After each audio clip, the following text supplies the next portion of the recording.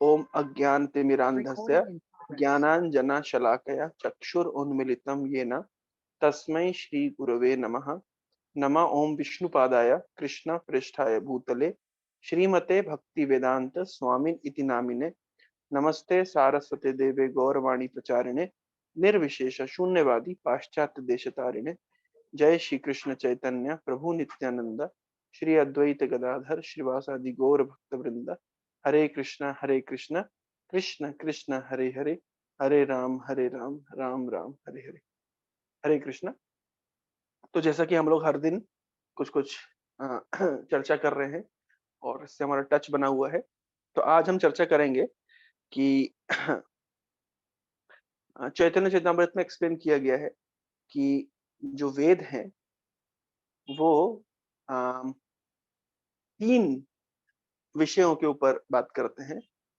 वो है संबंध, अभिधेय और प्रयोजन। आप में से काफी सारे भक्तों ने इसके विषय में पहले भी सुना होगा, लेकिन बार बार सुनना चाहिए, समझना चाहिए, और जो आप सुन लें उसको फिर आप याद रखिए और दूसरों को भी सुनाइए, बताइए। तो संपूर्ण वैदिक साहित्य क्या करता है? तीन विषयों के ऊपर चर्चा करता है: संबंध, अभिधेय एंड प्रयोजन। अब ये संबंध क्या है, अभिधेय क्या है और प्रयोजन क्या है, और ये हमारे लिए महत्वपूर्ण क्यों है? जैसे मान लीजिए आप कोई भी कार्य कर रहे हैं, आप जॉब कर रहे हैं, आप बिजनेस कर रहे हैं, आप पढ़ाई कर रहे हैं, आप स्पिरिचुअल कल्टीवेशन कर रहे हैं, आप कुछ भी कर रहे हैं। तो अगर आपसे पूछा जाए भैया आप कर क्यों रहे हैं, प्रश्न उठ सकता है, क्यों कर रहे हैं, करने की क्या आवश्यकता है? भैया आप जॉब कर रहे हैं, क्यों कर रहे हैं? पैसा कमाने के लिए। पैसा क्यों चाहिए? जीवन चलाने के लिए। जीवन क्यों चलाना है? अगर कोई ये पूछे कि जीवन क्यों चलाना है, तो इसे क्या उत्तर देंगे? तो कंप्लीट फिलॉसफी ये तीन चीजों पर आधारित है: संबंध, अभिधेय एंड प्रयोजन। हर चीज का पर्पस यहाँ पे है: संबंध, अभिधेय और प्रयोजन। सब चीजें क्लैरिटी इन तीन चीजों में मिल जाती है। किसका संबंध? तो जीवात्मा का। हम जीवात्मा है, हमारा क्या संबंध है किसके साथ? एक जीवात्मा का दूसरी जीवात्मा के साथ क्या संबंध है? एक जीवात्मा का परमात्मा के क्या साथ क्या संबंध है? एक जीवात्मा का इस भौतिक संसार के साथ क्या संबंध है? एक जीवात्मा का टाइम फैक्टर के साथ क्या संबंध है? ये होता है संबंध ज्ञान, रिलेशनशिप, नॉलेज ऑफ रिलेशनशिप। जब तक इस संबंध ज्ञान की क्लैरिटी नहीं होती है, हमारा लाइफ का गोल एंड पर्पस हमें पता नहीं होता।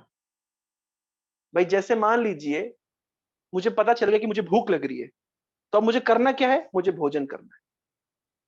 मुझे पता चल गया कि मेरे पास धन का अभाव है, मुझे करना क्या है? मुझे धन कमाना है। मुझे पता चल गया कि मैं बीमार हूं, अब करना क्या है? मुझे डॉक्टर के पास जाना है।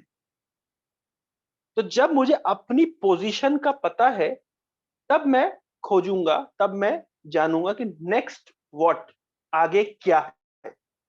इसको कहते हैं संबंध। तो संबंध के विषय में समझाया गया है कि हम जीवात्मा हैं और हमारा इस प्रकृति के साथ एक संबंध है, हमारा अन्य जीवात्माओं के साथ एक संबंध है, हमारा ईश्वर के साथ एक संबंध है। और जब तक इस संबंध की क्लैरिटी नहीं होती है, तो हमारी रोल्स एंड रिस्पॉन्सिबिलिटी यानी अभिधेय हमें क्लियर नहीं होता। और जब तक संबंध की क्लैरिटी नहीं होती है, रोल्स एंड रिस्पॉन्सिबिलिटी क्लैरिटी नहीं होती है, तो हमें गोल की क्लैरिटी भी नहीं होती, हमें अल्टीमेटली प्राप्त क्या करना है। कभी कभी आप देखिए जब कुछ लोग प्रेजेंटेशन देते हैं, तो वो ये बता नहीं पाते हैं, समझा नहीं पाते हैं कि एग्जैक्टली वो कहना क्या चाह रहे हैं, एग्जैक्टली उनके उनके मन में क्या चल रहा है। क्यों? क्योंकि उनके प्रेजेंटेशन में संबंध, अभिधेय और प्रयोजन की कमी है। जिस प्रेजेंटेशन में संबंध, अभिधेय और प्रयोजन तीनों होता है, वो प्रेजेंटेशन कंप्लीट प्रेजेंटेशन है। कोई भी लेक्चर जब दिया जाता है उसमें तीन चीजें स्पष्ट की जाती है, संबंध, अभिधेय और प्रयोजन। संबंध, किसका संबंध? तो संबंध जीवात्मा का, किसके साथ? परमात्मा के साथ, अन्य जीवात्मा के साथ, प्रकृति के साथ, काल के साथ, कर्म के साथ इत्यादि। जैसे मान लीजिए आपको अगर क्रिकेट खेलना है, तो सबसे पहले आपको जानना पड़ेगा आप किस टीम से खेल रहे हैं। मैं भारत के साइड से खेल रहा हूं या मैं पाकिस्तान के साइड से खेल रहा हूं? अच्छा, मैं भारत के साइड से खेल रहा हूं। अच्छा, मेरी पोजीशन क्या है? मैं बैट्समैन हूं या बॉलर हूं, विकेट कीपर हूं? मैं हूं कौन? तो मैं बैट्समैन हूं। अच्छा, मैं भारत की तरफ से खेल रहा हूं, मैं बैट्समैन हूं। ये मेरा संबंध ज्ञान है। ये मेरी पोजीशन की आइडेंटिटी मुझे क्लियर हो गई है। मेरी आइडेंटिटी मुझे क्लियर हो गई है। अब करना क्या है? मुझे मुझे अच्छे से मैच खेलना है। और प्राप्त क्या करना है? मुझे रन बनाना है, मुझे विजयी होना है, मुझे अपने टीम को जितवाना है, अपने देश को जितवाना है। यह है प्रयोजन। उसी तरीके से मैं नौकरी करता हूं, तो मेरा संबंध क्या है? किसके साथ? इस कंपनी के साथ। मैं इस कंपनी का मैनेजर हूं कि मैं इस कंपनी का चपरासी हूं कि इस कंपनी का सीईओ हूं कि इस कंपनी का मैं क्लर्क हूं? मैं हूं कौन? इसको कहते हैं संबंध ज्ञान। अच्छा, मुझे पता चल गया कि मैं इस कंपनी का मैनेजर हूं। अच्छा, तो जब मैनेजर पता चल गया, मुझे पोस्ट पता चल गई, मेरा इस कंपनी के संबंध क्या मुझे पता चल गया, तो अब मेरा कर्तव्य क्या है, मुझे क्या करना है, मेरा जॉब डिस्क्रिप्शन क्या है, मुझे क्या क्या अकम्प्लिश करना है। इसको कहते हैं अभिधेय। What I have to do, that is called अभिधेय। And third is what is my goal, मुझे प्राप्त क्या करना है। तो भाई मैं कंपनी में हूं, मैं काम करता हूं एज अ मैनेजर, मैं पोस्टेड हूं, मेरे ये है सब रोल्स एंड रिस्पॉन्सिबिलिटीज है। मुझे प्राप्त क्या करना है? मुझे पैसा कमाना है।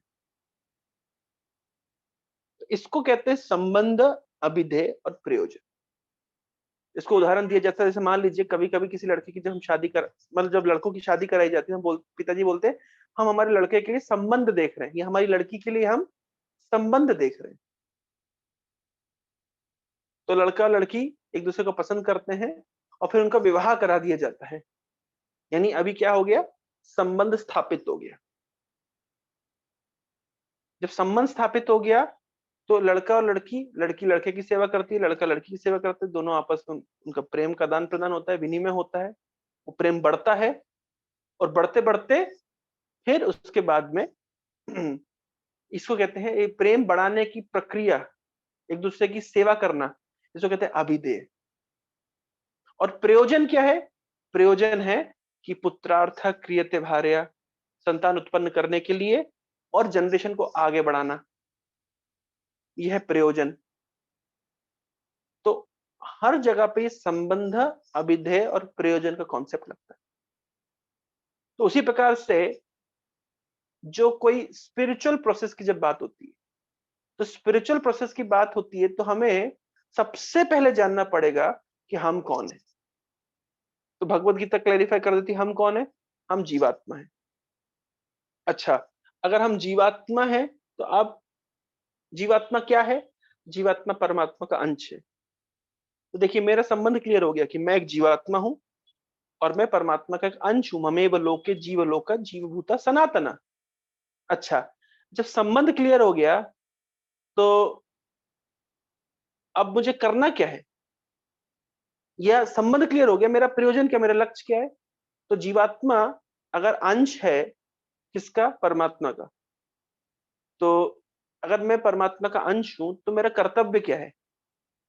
मेरा कर्तव्य यह है कि मुझे परमात्मा की सेवा करनी है। क्यों सेवा करनी? क्योंकि अंश का कर्तव्य है पूर्ण की सेवा करना। तो अगर मुझे सेवा करनी है, मुझे सेवक बनना है, मुझे परमात्मा सेवक, मुझे भगवान का सेवक बनना है, मुझे उनसे प्रेम करना है, मैं उनका अपना निजी व्यक्ति बनना चाहता हूं, तो ये मेरा प्रयोजन है, ये मेरा लक्ष्य, ये मेरा गोल है। और मुझे करना क्या पड़ेगा इन ड्यू कोर्स? तो मुझे करना पड़ेगी उनकी सेवा, जिसको हम, हाँ, सेवा ही भक्ति है। तो मुझे उनकी सेवा करनी है, मुझे उनकी भक्ति करनी है, ये मेरा ये क्या हो गया? अभिदेय हो गया। सेवा करेंगे हम अभी प्रैक्टिसिंग स्टेज में, और जब हम परफेक्ट बन जाएंगे तब भी हम सेवा करेंगे परफेक्शनिस्ट स्टेज में। अभी हम इंटर्नशिप कर रहे हैं, बाद में हम प्रैक्टिकली भगवान की सेवा करें। अभी हम भगवान के विग्रह की सेवा कर रहे हैं, भगवान का विग्रह है, भगवान से अभिन्न है, लेकिन अभी हम प्रैक्टिस कर रहे हैं, क्योंकि अभी हम मेटेरियली कॉन्टेमिनेटेड स्टेट में है। अभी हम उतने क्वालिफाइड नहीं हुए हैं कि हम डायरेक्टली भगवान की सेवा कर सके। तो अभी हम क्या कर रहे हैं? अभी हम भगवान की सेवा कर रहे हैं इनडायरेक्टली, या भगवान के विग्रह की सेवा हम कर रहे हैं। और उसके बाद में क्या होगा? उसके बाद में जब हम परफेक्ट हो जाएंगे तो हम भगवान के धाम में लौट जाएंगे और वहां उनकी सेवा करेंगे परफेक्टली। मैं उस दिन कौन सा वर्ड किसी ने मुझे बताया भी था, सिमुलेशन। तो अभी हम डायरेक्टली हवाई जहाज नहीं चला सकते, तो अभी हमें सिमुलेटर में बिठाया गया है। हम हवाई जहाज जैसा अनुभव कर रहे हैं, लेकिन जब तक हम क्वालिफाइड नहीं हो जाते हमें रियल हवाई जहाज चलाने के लिए नहीं मिलेगा। तो अभी हम भगवान की सेवा कर रहे हैं प्रैक्टिसिंग स्टेज में। ये हमारा अभिदेय है, ये हमारा प्रोसेस है। और प्राप्त क्या कर रहे हैं? हमें perfection stage, we need to achieve the state of perfection. हमें परफेक्शन स्टेज को प्राप्त करना है। उस परफेक्शन स्टेज में हम क्या करेंगे? वहां भी हम सेवा करेंगे, लेकिन अभी हम सिमुलेशन में सेवा कर रहे हैं। अभी हम उस कंपनी में डायरेक्टली एब्जॉर्ब नहीं हो गए हैं, अभी हम जस्ट एक इंटर्न की तरह हैं। तो ये संबंध, अभिधेय और प्रयोजन की जब तक क्लैरिटी नहीं होती है तब तक मार्ग क्लियर नहीं होता। कभी कभी जैसे जो लोग, जो भी फिलोसफिकल, कोई भी व्यक्ति कोई भी तथाकथित दर्शन को, फिलोसफी को फॉलो करता है, तो जानते हैं उस फिलोसफी को जो व्यक्ति फॉलो करता है, तो हाँ, उस जिस फिलोसफी में ये संबंध, अभिधेय और प्रयोजन की क्लैरिटी नहीं है ना, क्लैरिटी नहीं है, तो वो फिलोसफी में हमेशा डिफेक्ट रहते हैं। जैसे उदाहरण के तौर पे एक फिलोसफी है, वो कहती है कि जीवन का लक्ष्य है मुक्त हो जाना। मुक्त हो जाने का अर्थ है कि वो लोग बोलते हैं, कल मैं एक वीडियो इस तरह देख रहा था, तो एक जस्ट एक रिकमेंडेशन आया तो मैं इसको देखा। मैंने वहां पे इस्कॉन के एक व्यक्ति ने प्रश्न पूछा था कि इस्कॉन में केवल कृष्ण को मानते हैं, अन्य देवी देवताओं को नहीं मानते, आपका क्या विचार है? तो मैंने सोचा कि चलो ये वीडियो देखना चाहिए, किसी तथाकथित बाहर के साधु से पूछा जा रहा था ये प्रश्न। मैंने कहा देखते हैं ये क्या बोलते हैं, ये निंदा करते हैं या ये स्तुति करते हैं, क्या एग्जैक्टली ये बोलना चाह रहे हैं। तो मैंने उनकी वीडियो जो सुनी तो उन्होंने बोला कि, फिर उन्होंने वही उनका जो मायावाद दर्शन, दर्शन क्या है, उनकी फिलोसफी कहती है कि हाँ, अल्टीमेट लक्ष्य भगवान में मिल जाना। अच्छा, मिल जाना मतलब उनका फिलोसफी ये है कि आत्मा परमात्मा से निकला है, क्योंकि परमात्मा का अंश है, तो परमात्मा में वापस से मिल जाना आत्मा का परफेक्शन है, यही सिद्धि है। अब देखिए हमारी फिलोसफी में, क्योंकि संबंध, अभिधेय और प्रयोजन की क्लैरिटी है, तो हमारी फिलोसफी कितना क्लियरली समझाती है। जैसे मान लीजिए कि एक बच्चा अपनी माँ के गर्भ से बाहर निकला है, अब वो बोले नहीं नहीं माँ, मैं अपने अस्तित्व को मिटाना चाहता हूँ, मैं वापस से आपके गर्भ में प्रवेश कर जाना चाहता हूँ। तो माँ क्या उसको अप्रिशिएट करेगी? कभी अप्रिशिएट नहीं करेगी। क्यों? क्योंकि ये तो बड़ सरासर मूर्खता है। अरे जब मैंने तुमको जन्म दिया है, मैंने तुमको अपने गर्भ से बाहर निकाला, तो तुम वापस से मेरे गर्भ में मिलना क्यों चाहते हो? Why you want to get into me? मुझे, मेरे अंदर क्यों तुम मिलना चाहते हो? मैंने तुमको अलग किया ना, तो कुछ पर्पस, कुछ सोच के अलग किया होगा। तुम वापस से मिल जाते हो, मिलना क्यों चाहते हो? तो हमारी फिलोसफी यही बोलती है कि जो मायावादीज होते हैं, जिन लोग की फिलोसफी धारणा होती है कि भगवान ने परमात्मा में मिल जाना, उनका ये शब्द बहुत ही फेमस है, मिल जाओ, उसमें मिल जाना चाहिए। यही परफेक्शन है, यही मुक्ति है। आत्मा जब परमात्मा में मिल जाए। अरे जब मिलना ही था तो निकाला क्यों था? परमात्मा ने अपना विस्तार क्यों किया था आत्मा के रूप में? आत्माओं के विभिन्न प्रकार की, विभिन्न आत्माओं के रूप में अपना विस्तार क्यों किया था परमात्मा ने? अगर मिलना ही लक्ष्य था तो नहीं विस्तार करते थे। अरे विस्तार किया, इसका कारण है। क्या कारण जानते हैं? उसका कारण ये है, क्यों भगवान ने अपना विस्तार किया, क्यों भगवान ने इतनी सारी जीवात्माओं का विस्तार किया? भगवान के अवतारों को कहते हैं स्व अंश, लेकिन भगवान के भगवान से जो जीवात्मा है, जो भगवान के अंश है और सनातन अंश है, लेकिन हमेशा से अलग है। लेकिन अगर देखा जाए तो इसे कहा जाता है कि भगवान ने अपना विस्तार किया जीवात्मा के रूप में, विभिन्न अंश के रूप में। क्यों विस्तार किया? तो इसलिए विस्तार किया कि भाई अगर आपको एक कमरे में खाली छोड़ दिया जाए तो आप क्या एंजॉय कर पाएंगे? आप एंजॉय नहीं कर पाएंगे। तो आपको एंजॉय करना है तो क्या करेंगे? भाई एक आदमी एंजॉय नहीं कर सकता, दो आदमी होंगे तो एंजॉय होगा। अरे बातचीत करेंगे, एक दूसरे से खेलेंगे, कूदेंगे, गप करेंगे, हंसी मजाक करेंगे, कुछ भी करेंगे तो दोनों एंजॉय करेंगे। अगर अकेला होगा तो एंजॉय नहीं करें। यद्यपि भगवान अकेले होने पर भी एंजॉय करते हैं, आत्मा रामी है, भगवान आत्मा में रमण करते हैं, आप्त काम, उनकी सारी इच्छाएं स्वतः पूर्ण है। वो अकेले भी एंजॉय कर सकते हैं, उन्हें किसी की जरूरत नहीं है एंजॉय करने के लिए। स्टिल भगवान अपना विस्तार करते हैं अनेक अनेक जीवात्माओं के रूप में, बहुत सारे जीवात्माएं क्रिएट करते हैं। एक्चुअली क्रिएट करना is not the right word, ये सही वर्ड नहीं है, लेकिन जस्ट एनालॉजी को समझाने के लिए बोला जा रहा है कि भगवान अपना विस्तार करते हैं। कब विस्तार करते हैं, इसका कोई तिथि नहीं है, कोई हिस्ट्री नहीं है, लेकिन जस्ट टू अंडरस्टैंड इसको, जैसे जैसे मैथमेटिक्स में होता है ना एक्स्ट्रापोलेशन। अगर कोई ग्राफ में कोई एक कर्व है तो, और हम जानना चाहते हैं कि ये कर्व एक पर्टिकुलर पॉइंट से कब गुजरेगा, ये दो कर्व हैं तो ये कब दो कर्व जाकर के एक पॉइंट पे मिलेंगे, तो हम क्या करते हैं, हम उसको एक्स्ट्रापोलेट करते हैं।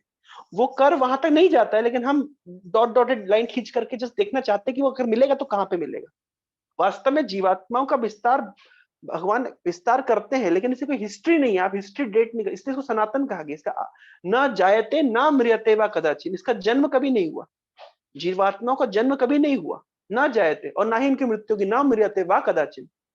लेकिन अगर जीवात्मा का अस्तित्व है तो अस्तित्व है, तो हम एक्स्ट्रापोलेट करके समझते हैं अस्तित्व क्यों है।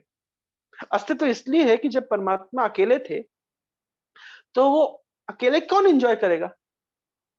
रेसिप्रोकेशन नहीं है तो एंजॉय कैसे करेंगे? तो भगवान ने जीवों का विस्तार किया अपने एंजॉयमेंट के लिए, अपने आनंद के लिए। और जब ये जीवात्माएं भगवान को आनंद देती है तो इन रिटर्न इन जीवात्माओं को आनंद मिलता है। यह है आनंद का रेसिप्रोकेशन। तो भगवान ने अपना विस्तार किया जीवात्माओं के रूप में, और जीवात्माएं भगवान को जब आनंद देती हैं तो इन रिटर्न इनको आनंद मिलता है।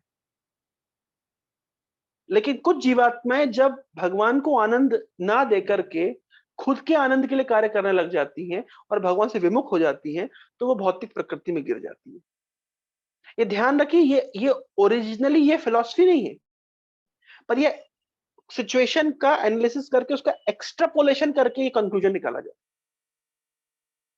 ये समझना बहुत जरूरी है, ये एक कॉम्प्लेक्स मॉडल है। ऐसा एग्जैक्टली ऐसा हुआ है तो आप पूछेंगे किस तारीख को भगवान ने विस्तार किया था जीवात्माओं के रूप में, तो इसका कोई हिस्ट्री नहीं है। मैंने आपको पहले भी बताया था लास्ट टू लास्ट क्लासेस में कि जैसे हम लोग भारत में रहते हैं और भारत में एसी का पर्पस होता है ठंडा करना, और क्योंकि हम हम विदेशों में जहां पे -6 -10 -20 डिग्री टेम्परेचर होता है, वहां पे एयर कंडीशनर, कंडीशन मतलब जो एयर की कंडीशन करे जरूरत के हिसाब से, तो वहां पे एसी गर्म करने के लिए भी यूज हो सकता है। लेकिन क्योंकि हम लोग वहां पे नहीं रहते, इसलिए हमारा कंसेप्शन नहीं है। तो जैसे मैं बोल रहा हूं कि जीवात्माएं क्रिएट हुई है, तो इसका अर्थ ये मत निकालिए कि जैसे एक शरीर से दूसरे शरीर क्रिएट होता है, इसकी हिस्ट्री हम कभी भी एनालाइज नहीं कर सकते, नोट नहीं कर सकते। ये सनातन है। इसलिए भगवान गीता में कह रहे न जायते। अगर आप बोलेंगे जब गीता में लिखे ना जायते और आप कह रहे हैं कि भगवान ने जीवात्मा को विस्तार किया, तो ये जस्ट समझने के लिए एग्जैक्टली जीवात्माएं तो भगवान का अंश है, इसका मतलब भगवान ने अपना विस्तार किया है, लेकिन इसकी हिस्ट्री कुछ भी नहीं है। आप हिस्ट्री की इसकी डेट कभी भी नोट नहीं कर सकते। लेकिन अगर भगवान ने अपना विस्तार किया जीवात्मा के रूप में, तो क्यों विस्तार किया? उनको आनंद पहुंचाने के लिए। और जब जीवात्मा भगवान को आनंद पहुंचाएंगे तो इन रिटर्न जीवात्मा को आनंद मिलेगा। और जो जीवात्माएं भगवान को आनंद ना पहुंचाना चाहे, तो फिर वो अपने स्वतंत्र होकर के अपने आप को आनंद पहुंचाने का प्रयास करती हैं, वो भौतिक प्रकृति में गिर जाती है। लेकिन जो जीवात्माएं भगवान को आनंद पहुंचाने का प्रयास करती हैं, तो वो आध्यात्मिक प्रकृति में भगवान के साथ रहती है। तो अब हमारा संबंध है कि हम भगवान के अंश हैं। हमारा विस्तार क्यों हुआ है? भगवान को आनंद देने के लिए। अगर माँ ने बच्चे को जन्म दिया है, अपने गर्भ से बाहर निकाला है, और बच्चा ये बोले कि मैं आपके गर्भ में वापस घुस जाना चाहता हूं, तो मूर्खता है। उस बच्चे को चाहिए कि अपनी माँ की सेवा करके उनको संतुष्ट करे। जीवात्माओं का विस्तार हुआ है परमात्मा से। अगर जीवात्मा वापस से परमात्मा में घुसने का प्रयास करेगी, तो परमात्मा बोले, अरे मैंने तुम्हारा विस्तार किया क्यों था? मैंने तुम्हारा विस्तार किया क्यों था? अगर मैंने तुम्हारा विस्तार किया है मुझे सेवा देने के लिए, मुझे आनंद देने के लिए, तो मेरे अंदर क्यों घुसना चाहते हो? तो इसलिए वास्तविक में जीवात्माओं का जो वास्तविक स्वरूप है वो है भगवान को आनंद देने के लिए। लेकिन जो मुक्ति कामी, जो मुक्ति वर्ड है, जिसमें बोला जाता है कि जीवात्मा परमात्मा में मिल जाता है, तो फिर अगर मिल ही जाना था तो विस्तार किया क्यों परमात्मा ने? तो टाइम वेस्ट है। तो इसलिए जो जीवात्मा मिल जाने वाला कॉन्सेप्ट ये जो है, ये बिल्कुल बोगस कॉन्सेप्ट है। भगवान ने जीवात्मा का विस्तार किया था उनको आनंद देने के लिए। तो हमारा स्वरूप है कि हम भगवान को आनंद देने के निमित्त बने हुए हैं। और जब हम भगवान को आनंद देने के निमित्त है, अगर वो आनंद देने का सेवा ना करें हम, तो फिर हमारा अस्तित्व का, हमारा जो पर्पस है वो अनफुलफिल्ड रह गया। तो संबंध ज्ञान क्या हो गया? संबंध ज्ञान हमारा ये है कि हम भगवान के अंश हैं। अंश होने के नाते हमें भगवान की सेवा में नियुक्त रहना चाहिए। यह है संबंध ज्ञान। लेकिन अगर हम हमारा संबंध ज्ञान क्लैरिटी नहीं है कि हम अंश हैं, हम अगर हमारा भगवान से विस्तार हुआ उनको आनंद देने के लिए, तो हम बोगस फिलॉसफी मैन्युफैक्चर करेंगे कि वापस से मिल जाना ही जीवन का लक्ष्य है। तो मैं बता रहा था कि जब तक किसी फिलॉसफी में, किसी दर्शन में इस संबंध की क्लैरिटी नहीं होती है, तो फिर अभिधेय की क्लैरिटी भी नहीं होती है। Purpose, roles and responsibility clarity नहीं है, और फिर गोल की क्लैरिटी भी नहीं रहती है। भाई अगर मुझे पता है कि मेरा संबंध क्या है परमात्मा के साथ में, मैं परमात्मा ने अपना विस्तार किया था और अब जीवात्मा को विस्तार किया था। क्यों जीवात्मा को विस्तार इसलिए किया था कि जीवात्मा उनको आनंद दे। यानी मेरा गोल क्या है? उनको आनंद देना। मेरा प्रयोजन क्या है? उनको आनंद देना। तो आनंद कैसे देना है? भक्ति करके, उनकी सेवा करके। ये मेरा अभिधेय है, ये मेरा प्रोसेस है। तो संबंधी क्लैरिटी होने से प्रयोजन की और अभिधेय की क्लैरिटी भी आ गई। और जिन अध्यात्मवादियों को संबंध की क्लैरिटी नहीं है, मैं कौन हूं का प्रश्न अभी तक क्लियर नहीं है, ईश्वर कौन है का प्रश्न क्लियर नहीं है, ईश्वर है भी कि नहीं ये क्लियर नहीं है। जैसे बुद्धवाद, बुद्धिस्ट फिलोसफी, वॉइडिज्म, वो कहते हैं ईश्वर नहीं है, सब कुछ कुछ नहीं से आया है, और सब कुछ कुछ नहीं में चला जाएगा। तो यार ये कैसी फिलोसफी? सब कुछ कुछ नहीं से आया है और सब कुछ कुछ नहीं में चला जाएगा, इसको कहते हैं शून्यवाद। Everything is coming from zero, everything will eventually return back to zero, and everything is zero. That is called voidism. अब इस फिलोसफी कोई सिर पैर नहीं है, क्योंकि nothing is zero and nothing is coming from zero. Everything is coming from Krishna, everything is Krishna, and everything will eventually return back to Krishna. ये है हमारी philosophy. Everything is coming from Krishna, everything is Krishna, and everything will eventually return back to Krishna. ये है हमारा दर्शन। ना कि everything is coming from zero, everything is zero, and eventually everything will get back to zero. That is शून्यवाद। तो जिन अध्यात्मवादियों को संबंध ज्ञान की क्लैरिटी नहीं है, फिर उनका प्रयोजन भी क्लियर नहीं है, गोल भी क्लियर नहीं है, अचीव क्या करना है। और जब प्रयोजन भी क्लियर नहीं है, संबंध नहीं, फिर प्रोसेस का भी कोई पर्पस नहीं है, यूजलेस। तो कृष्ण कॉन्शियसनेस में और वेदों का संबंध, अविधेय, प्रयोजन बहुत क्लियर है। अब आप किसी भी अध्यात्मवादी से मिले, वो कोई प्रकार का प्रोसेस करता है, उससे उसका फिलॉसफी पूछना है। फिलॉसफी में क्या पूछना है? या मैंने आपसे पूछा सर आपकी फिलॉसफी क्या है, तो फिलॉसफी में क्या बताएगा मुझे? वो तीन चीज बताएगा। संबंध, मैं कौन हूं, उसका क्या धारणा है, मैं कौन हूं, मैं कहां से आया हूं, मुझे कहां लौटना है। अगर वो बोलेगा, कुछ लोग बोलते भी है कि मैं आत्मा हूं, ये तो क्लियर है। मैं कहां से आया हूं? मैं परमात्मा से आया हूं। लौटना कहां है? परमात्मा में लौटना है। यहां समस्या आ गई। अरे जब तुम परमात्मा से आए हो तो उनमें लौटना क्यों है? तुम्हें फिर उनकी सेवा करनी चाहिए। तो हम इस तरीके से हम भक्ति को स्टेब्लिश कर सकते हैं। इस तरीके से हम भक्ति को स्टेब्लिश कर सकते हैं। तो कोई भी फिलॉसफी जब आप सुनते हैं, समझते हैं, कोई भी व्यक्ति फिलॉसफी बताता है तो तीन चीज पूछनी है। आपका संबंध, अभिधेय और प्रयोजन समझाइए। आपका संबंध, आप कौन है, फिर आपका लक्ष्य क्या है, और उस लक्ष्य को प्राप्त करने का मार्ग क्या है, प्रयोजन, आपका रोल्स एंड रिस्पॉन्सिबिलिटी, आपका कर्तव्य क्या है, तब जाकर के एक फिलॉसफी कंप्लीट बनती है। तो हमारे कृष्णा कॉन्शियसनेस फिलॉसफी में ये तीनों चीज कंप्लीट डिटेल है। हम कौन है, हम जीवात्मा है। जीवात्मा क्या है, जीवात्मा परमात्मा का अंश है। परमात्मा ने जीवात्मा का विस्तार क्यों किया है, अपने सुख के लिए। और जब जीवात्मा परमात्मा को सुख देता है तो इन रिटर्न उसको सुख मिलता है। इससे प्रश्न का उत्तर मिल गया, हम दुखी क्यों हैं, क्योंकि हमारा अस्तित्व तो बना था परमात्मा को सुखी करने के लिए, भगवान को सुखी करने के लिए। अब हम उनको सुखी नहीं करने से अपने आप को सुखी करने का प्रयास कर रहे हैं, इंडिपेंडेंट होकर के। ये हमारे दुख का कारण है। संबंध की क्लैरिटी आ गई। प्रयोजन क्या है, अरे मेरा विस्तार किया गया था उनको सुख देने के लिए, तो उनको सेवा करना, उनको सुखी करना। अब मैं उनको सुखी कैसे करूंगा, ये भक्ति का मार्ग है, ये मेरा अभिधेय है। प्रोसेस में भी अगर मुझे उनको सेवा करनी है, उनको सुखी करना है, तो अभी मैं प्रैक्टिसिंग स्टेज में हूं और बाद में मैं परफेक्शन स्टेज में आ जाऊंगा। करते करते करते अभी मैं इंटर्नशिप में हूं, बाद में मैं जॉब में एब्जॉर्ब कर जाऊंगा। अभी मैं सिमुलेटर पे प्रैक्टिस कर रहा हूं, बाद में मैं रियल में चलाऊंगा हवाई जहाज। तो अभी मैं सेवा कर रहा हूं भगवान की, लेकिन प्रैक्टिसिंग स्टेज पे, लेकिन बाद में परफेक्शनली मैं करूंगा। तो जब संबंध क्लियर हो गया, प्रयोजन क्लियर हो गया, अभिधेय क्लियर हो गया, फिलॉसफी कंप्लीट है। तो इसलिए हम कहते हैं कि कृष्णा कॉन्शियसनेस फिलॉसफी कंप्लीट है। और इतने कंप्लीट फिलॉसफी और कहीं भी नहीं है। क्यों कंप्लीट नहीं है, क्योंकि वहां पे संबंध, अभिधेय और प्रयोजन की क्लैरिटी नहीं है। लेकिन हमारी फिलॉसफी में पूरा क्लियरली एक्सप्लेन किया गया है। और जिसका संबंध, अभिधेय, प्रयोजन क्लियर है, वो अन्य फिलॉसफी को रिफ्यूट कर सकता है, काट सकता है। क्यों काट सकता है, अगर कोई व्यक्ति इसके ऑपोजिट ट्रेंड आपको सुनाता है, बताता है, तो आप उसकी फिलॉसफी, उसके दर्शन को आप काट सकते हैं, क्योंकि आपके पास पूरी पूरी एनालिसिस है। क्योंकि किसी फिलॉसफी में केवल ये तीन चीजें होती है। वेदों में केवल तीन चीजों का एनालिसिस है, संबंध, अभिधेय और प्रयोजन। होप ये बात आपको समझ आई हो।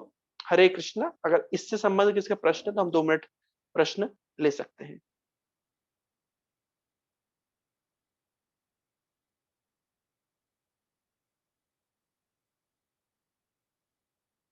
मैं थोड़ा सा फिलोसफिकल हूँ, ज्यादा फिलोसफी बोलना मुझे, कथा कहानियां तो मैं सुना ही सकता हूँ। रात को सोने से पहले अच्छी अच्छी कहानी सुना के सुलाना चाहिए, लेकिन मैं फिलोसफी सुना दे रहा हूँ, थोड़ा हैवी हो जा रहा है, मैं जानता हूँ। और रात भर सपनों में संबंध, अभिधेय, प्रयोजन चलेगा। ऐसा कहा जाता है रात को लाइट खा के सोना चाहिए, सुबह हैवी खाना चाहिए, लेकिन हम लोग थोड़ा सा रात को ही हैवी खा ले रहे हैं। इसके लिए मैं क्षमा चाहूंगा। तो किसी के मन में कोई प्रश्न नहीं है तो ठीक है। हाँ, हरे कल हम कृष्णा चर्चा प्रभु जी। करेंगे। हरे कृष्ण। यस। प्रभु जी, जो निर्विशेषवाद है और शून्यवाद है, ये क्या दोनों एक ही चीज है? हाँ, ये पास पास की चीज है ना। मतलब थोड़ा पास पास में, एक नहीं है, लेकिन ये लगभग पास पास में है।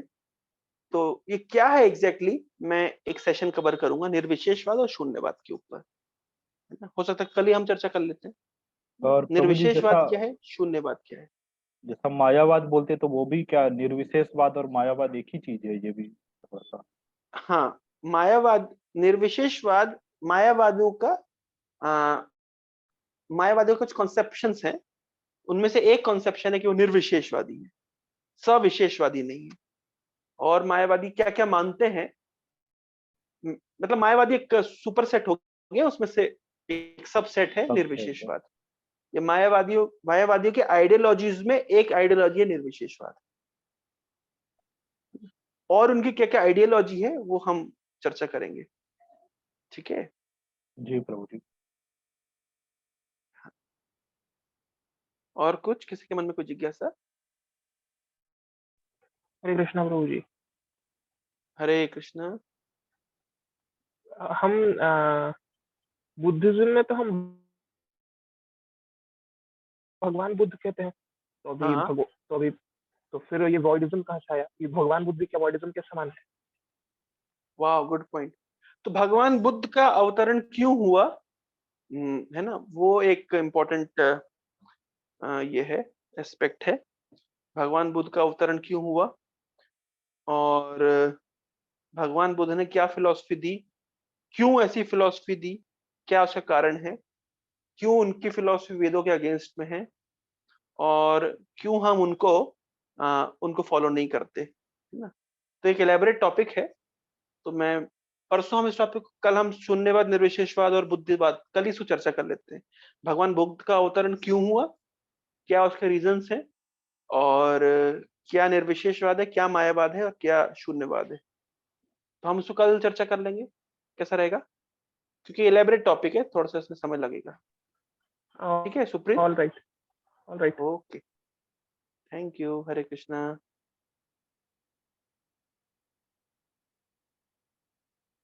इधर रखते हैं। शिल प्रभुपाद की जय।